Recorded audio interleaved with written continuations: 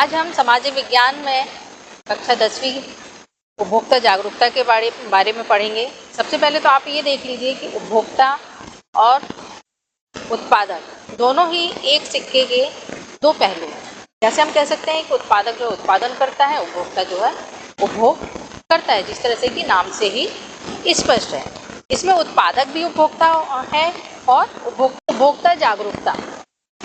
उपभोक्ता जागरूकता की आवश्यकता क्यों है? सबसे पहले तो हम देखेंगे उपभोक्ता जागरूकता की आवश्यकता क्यों है। उपभोक्ता जो है बहुत जगह ठगी उसके साथ ठग किया जाता है, जैसे कि कम तौलना और अधिक पैसा ले लेना और फिर मिलावट वाली वस्तुएं बेच देना। इस तरह से उनके साथ जो शोषण होता है उसे बचाने के लिए उपभोक्ता को जागरूक। काला बाजारी है, अधिक मूल्य है,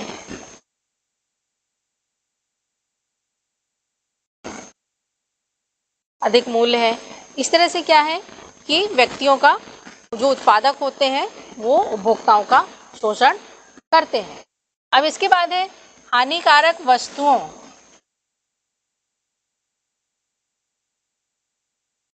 हानिकारक वस्तुओं के उपयोग पर रोक। हानिकारक वस्तुएं कौन सी हैं? जैसे अफीम है, तंबाकू है, शराब है।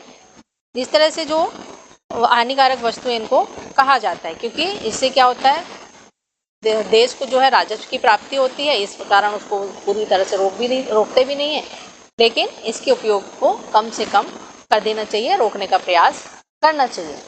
फिर है बचत की प्रेरणा। जब व्यक्ति उपभोग करेगा, उसकी आय में वृद्धि होगी, तो उसके बचत की प्रेरणा आवश्यक है। फिर समस्याओं के समाधान की जानकारी। जो समस्याएं हैं उनके समाधान की जानकारी होनी चाहिए। जैसे कि कुछ समस्याएं, जैसे कि बाजार का ज्ञान न होना, बाजार का ज्ञान न होना, और साथ ही साथ वस्तुओं की गुणवत्ता।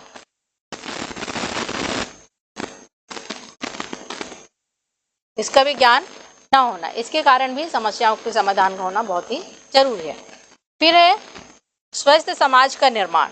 यदि उपभोक्ता जागरूकता होगा तो स्वस्थ समाज का भी निर्माण होगा।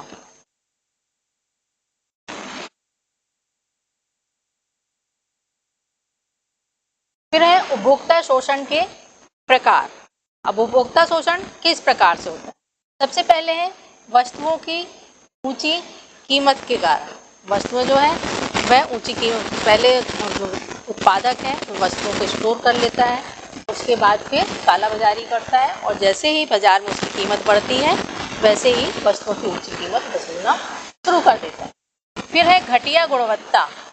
घटिया गुणवत्ता की जो चीज़ें होती है उसको भी वह आसानी से उपभोक्ताओं के ऊपर बेच देता है, और साथ ही साथ उसकी जो क्वालिटी होती है उसके बारे में बढ़ा चढ़ाकर बात करके उसको बेचता है। फिर है मिलावट एवं अशुद्धता। अब मिलावट एवं अशुद्धता क्या है? मिलावट जैसे शुद्ध वस्तुएं जो होती हैं उसमें लोग जैसे चावल में कंकड़ मिला देते हैं,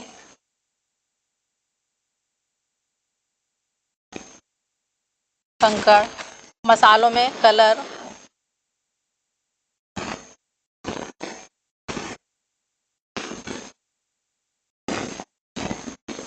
इस प्रकार से कलर करके भी मसालों को अशुद्ध कर देते हैं। इस तरह से वस्तुएं मिलावट और अशुद्धता होती हैं।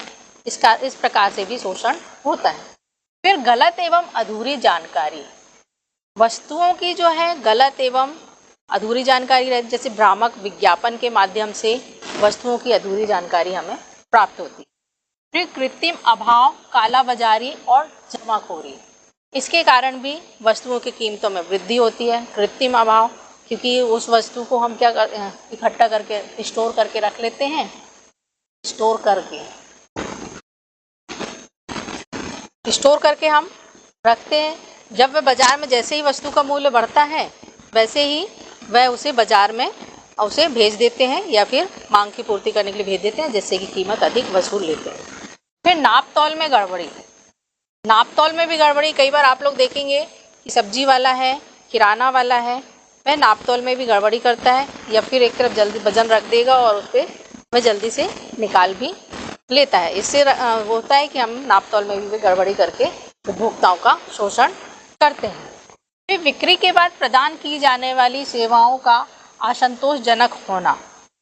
बिक्री के बाद जो है सेवाओं का असंतोषजनक इसलिए होता है क्योंकि जब हम बाजार में वापस जाते हैं तो वह बोलते हैं कि नहीं, ये वापस नहीं होगा, या फिर उसके बारे में सही जानकारी हमें प्राप्त नहीं हो पाती है। फिर है दुर्व्यवहार और अनावश्यक शर्तें।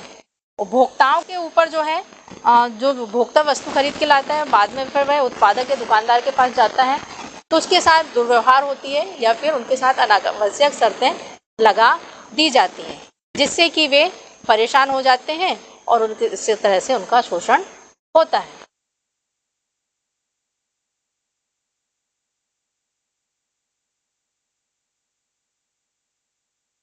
फिर है उपभोक्ता शोषण के प्रकार। अब जिस तरह से हमने बोला शोषण कैसे होता है, अब सबसे पहले जो कारण है शोषण के कारण है उसमें अज्ञानता। मतलब हमको एक तो वस्तु एवं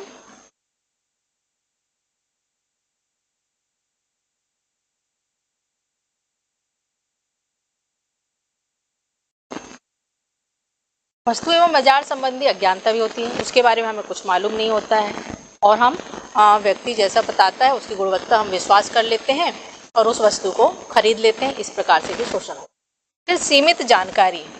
किसी भी वस्तु की हमें पूरी जानकारी नहीं होती, बाजार की पूरी जानकारी नहीं होती है और हम विश्वास करके उसको ले लेते हैं, बाद में पता चलता है कि इसकी क्या खराबी है।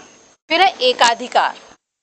एकाधिकार मतलब एक ही व्यक्ति का अधिकार होना, मतलब या एक ही उत्पादक का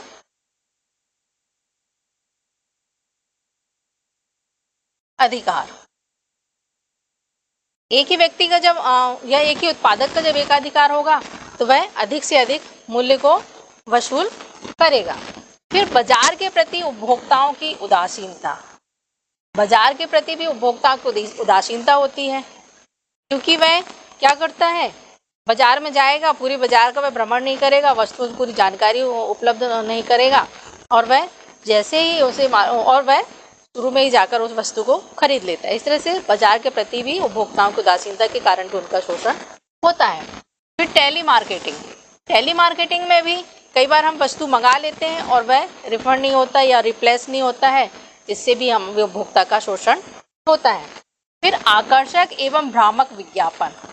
आप लोग देखते हैं कि आकर्षक एवं भ्रामक विज्ञापन जो आप लोग टेलीविजन में भी देखते हैं, पेपरों में भी देखते हैं, तो वो अपनी ओर आकर्षित करते हैं और हम उस वस्तु के बारे में पूरी जानकारी इकट्ठा नहीं करते हैं और भ्रामक विज्ञापन के कारण उस वस्तु को हम खरीद लेते हैं।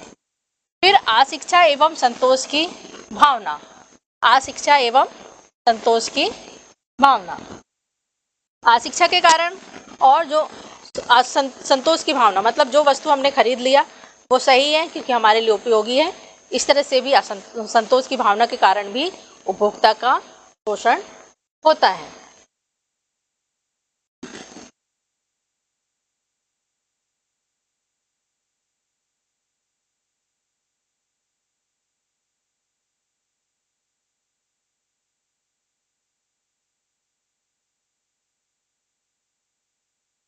फिर है उपभोक्ता शोषण के निदान। मतलब हम जो उपभोक्ता का जो शोषण होता है उसको हम किस तरह से उसको दूर कर सकते हैं। तो सबसे पहले है उपभोक्ता शिक्षा। जैसे कि अभी हमने बताया उपभोक्ता शिक्षा की आवश्यकता क्यों है। उपभोक्ता की यदि व्यक्ति को शिक्षा होगी, कानून के बारे में मालूम होगा, अधिकार के बारे में मालूम होगा, तो वह क्या करेगा, उसका शोषण नहीं होगा। फिर मानकीकृत वस्तुओं का क्रय। मानकीकृत क्या है, जो इसमें ISI जो मार्क होते हैं, मतलब इस तरह के जो उसमें ISI मार्क है या फिर दूसरी हम जो वस्तुएं खरीदते हैं उसमें मानकीकृत वस्तुओं की जो है वह हमको देखकर ही उस वस्तु को खरीदना चाहिए क्योंकि वह विश्वसनीय होता है। फिर कैश मेमो या रसीद प्राप्त करना। जब हम किसी भी वस्तु को खरीदते हैं तो हमारी आदत ये होती है कि हम वस्तु लिया, कैश मेमो भी नहीं लेते हैं, रसीद भी नहीं लेते हैं और हम दुकानदार पे विश्वास करके हम चले आते हैं। लेकिन 2 दिन बाद हम यदि वो वस्तु को रिप्लेस करना चाहेंगे तो वह उस चीज़ को मना कर देगा, बोले हमारी दुकान की नहीं है, या फिर किसी भी तरह से बहाना करके वह उस वस्तु को रिप्लेस नहीं करता है। इस तरह से भी हम कैश मेमो रखेंगे, रसीद ले लेंगे, इससे भी हमें मालूम होगा कि वो वस्तु की असली कीमत क्या है, दूसरी दुकान से भी पता चल जाएगा।